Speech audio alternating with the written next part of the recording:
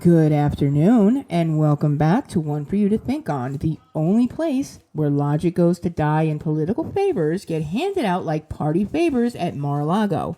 I'm still your host, Sammy Sanchez, and today I've got a real interesting one.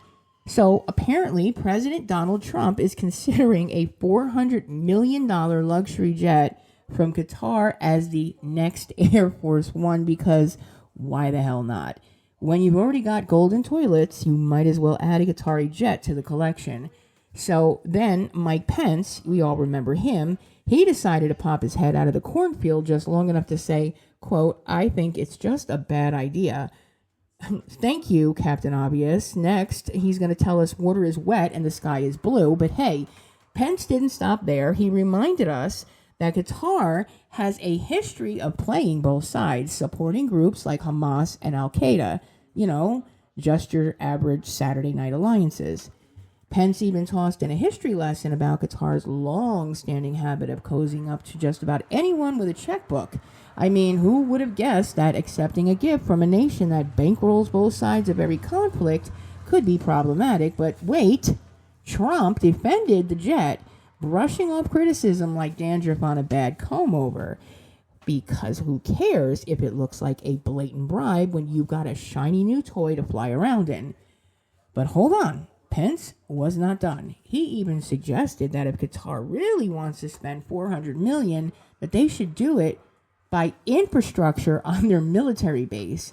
Yeah, the old do something useful argument, because we all know infrastructure is way more practical than a gold-plated jet engine. Even Senator Roger Wicker chimed in, saying accepting the jet would be like the United States moving into a Qatari embassy. Now, that's a visual. Trump sitting in a Qatari office chair with his feet up, tweeting away to Kofi framed on the wall. I mean, could you imagine Air Force One with a Qatari flag? Next, it'll come with a shisha lounge and a built-in negotiation table for side deals. But hey, what's a little foreign influence between friends? If the Constitution says you can't accept gifts from foreign states, just slap a new name on it and call it a loan, right? Because what's the Constitution between friends? I mean, it's not like it's important or anything. I don't know about you, but I'm eagerly waiting for the next episode of Who Wants to Influence a President, where the grand prize is apparently a $400 million jet. So stay tuned because you never know what's going to be up for sale next. This is Sammy Sanchez signing off from One for You to Think On, where the absurd is reality and reality is just an episode of The Apprentice waiting to happen. God bless.